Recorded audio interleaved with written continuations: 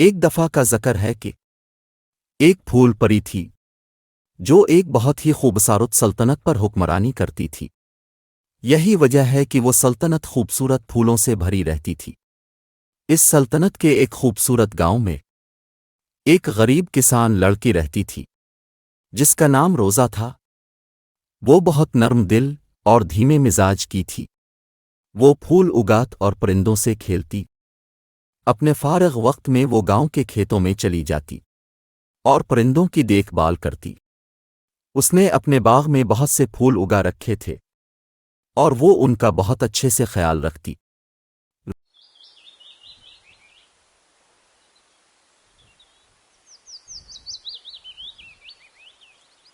روزہ کی ایک ہمسائی تھی جس کا نام بیلینی تھا، جو ایک بری چڑیل تھی۔ وہ ہمیشہ خود کو ایک عام انسان دکھاتی تھی، لیکن وہ ایک چڑیل تھی۔ اس کے پاس ایک سانپ کے سر والی چھڑی تھی جو ہمیشہ اس کے ساتھ ہوتی تھی۔ وہ ہمیشہ اس کے ساتھ مشورہ کرتی رہتی اور وہ اسے بر چیزیں کرنے کے لیے بتاتا۔ میلینی بھی پھول اگانا پسند کرتی تھی، لیکن اس کے پھول مرجے جاتے اور کبھی بھی تازہ نہ رہتے۔ وہ اپنی ہمسائی کے باغ کو دیکھتی تو بہت حیران ہوتی۔ وہ بہت غصے والی اور حاسد تھی۔ روزہ اس سے بہت زیادہ خوبصورت تھی اور اس کا باغ بھی بہت خوبصورت تھا۔ ایک دن ایک خوبصورت پرندہ اس چڑیل کے باغ میں آیا اور گانا شروع کر دیا۔ اس کے گانے سے اس چڑیل کی آنکھ کھل گئی۔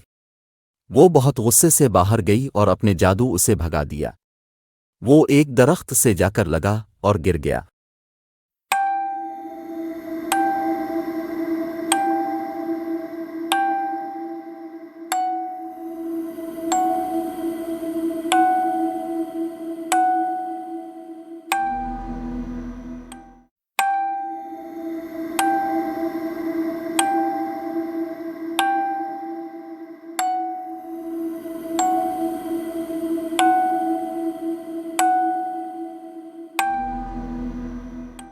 روزہ جب گھر واپس آئی تو سب کچھ دیکھا۔ او بیچارہ پرندہ، میں تمہیں گھر لے جاتی ہوں اور تمہیں مرہم لگاتی ہوں۔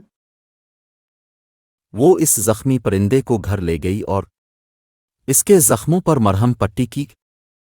جب وہ پرندہ ٹھیک ہو گیا تو بہت خوش ہوا اور اس شکریہ ادا کرنے لگ گیا۔ اچانک وہ پرندہ ایک خوبصورت پری بن گیا۔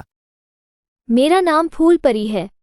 میں سال میں ایک بار پکشی بن جاتی ہوں، لیکن جب میں یہاں آیا تو گھائل ہو گئی تھی۔ سوبھاگیہ سے آپ نے میری جان بچا لی اور میرا خیال رکھا۔ میں اس کا بدلہ چکاؤں گا۔ آپ کی اچھا کیا ہے؟ کیا ایک پھول پرے، کیا آپ مجھے پوری دنیا سے قیمتی پھول لا کر دے سکتی ہیں؟ اس نے کہا کہ یہ تو بہت آسان ہے۔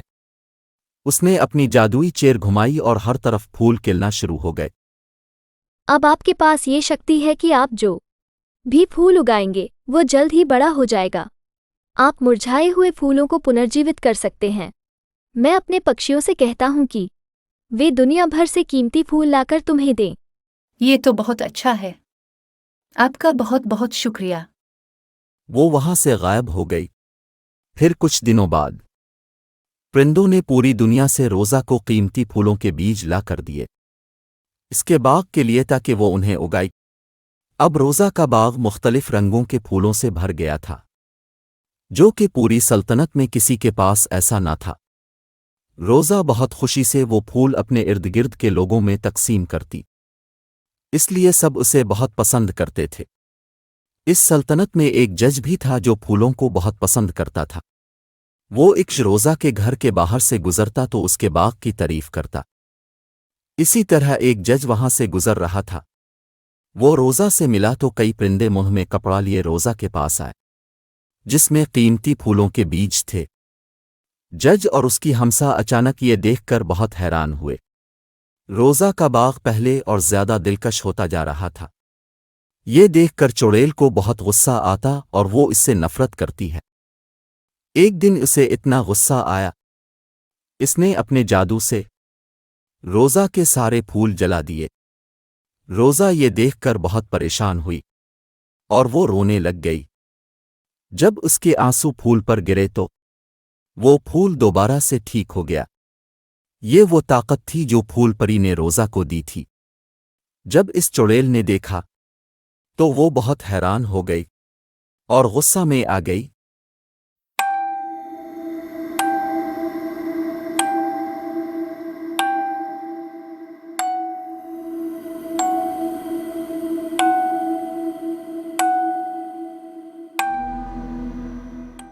پھر چیر نے اسے بتایا کہ روزہ کو یہ جادو پھول پری نے دیا ہے۔ چڑیل نے کہا کہ اب میں لازمی جاوے گی یہ دیکھنے کے معاملہ کیا ہے۔ جب وہ وہاں پہنچی تو سارے پھول اکٹھا ہو گئے اور چڑیل کو کانٹے چنی لگے۔ جب وہ واپس آئی تو چیر نے اسے کہا کہ ہم سب کو یہ یقین دلاتے ہیں کہ روزہ ایک چڑیل ہے، اس کے پاس جادو ہے جس کی وجہ سے اس کے پھول خراب نہیں ہوتے اور جلدی بڑے ہو جاتے ہیں۔ چڑیل کو یہ خیال بہت پسند آیا۔ وہ اس کے باغ میں گئی اور سارے پھول جلا دیے۔ گاؤں میں ہر کوئی اسی بارے میں بات کر رہا تھا کہ ایک رات میں پھول جل گئے اور ایک ہی رات میں ٹھیک میلینی کو بھی موقع مل گیا۔ وہ ان عورتوں کے پاس گئی اور بولی، صرف چڑیل ہی ایسا کام کر سکتی ہے۔ مجھے پورا یقین ہے کہ ہمارے گاؤں میں کوئی چڑیل ہے۔ اس طرح یہ بات پورے گاؤں میں پھیل گئی۔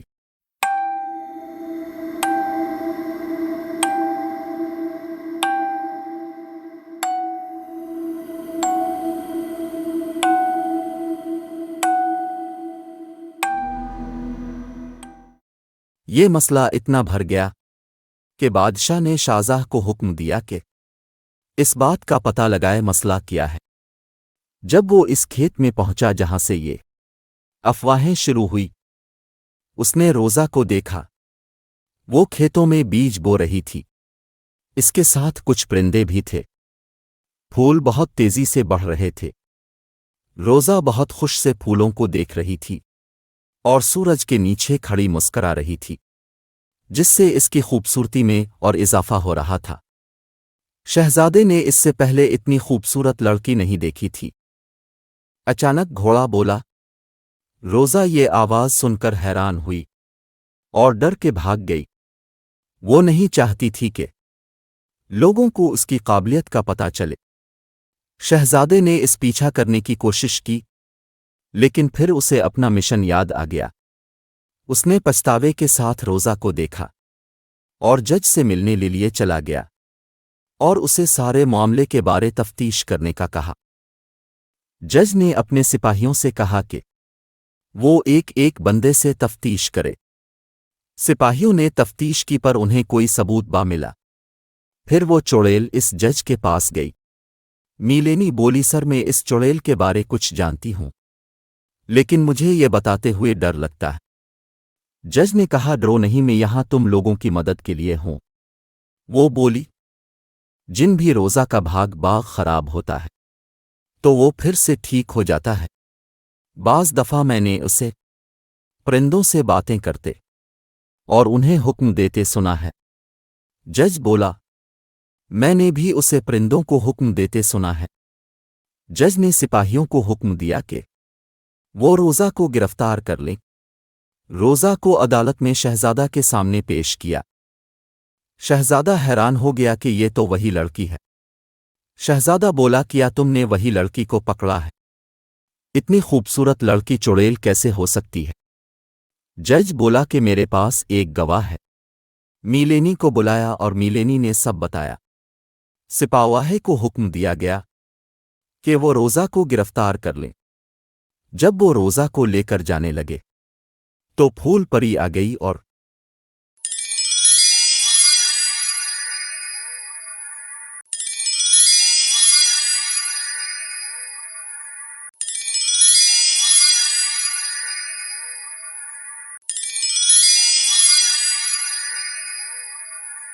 اس نے ساری حقیقت بتائی اور ثبوت دیا، اور یہ بھی بتایا کہ میلینی چڑیل ہے۔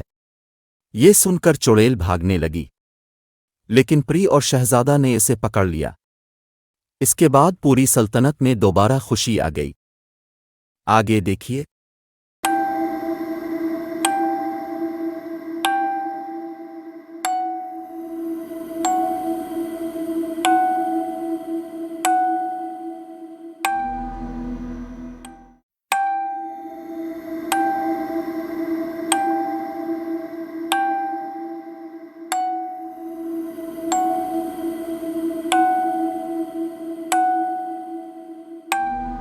they were fighting, Prince Bernard used his sword to cut Melanie's snake-stick arm. The witch fell painfully to the ground. How dare you do that to me? Who do you think you are? Soldiers, quickly arrest the witch for me. The evil Melanie was arrested and sent to jail. Prince Bernard approached Rosa to help her get up. It was unfair for you. Thank you, Prince. I'm okay. Thank you, Fairy. Without you, we would have caught the wrong person. Yes, thank you. No problem. I just want to repay you. Then the flower fairy disappeared. Prince Bernard and Rosa had secretly adored each other's beauty and kindness. Perhaps soon, the whole kingdom will have a very beautiful wedding between the brave prince and the pretty girl who can make flowers bloom.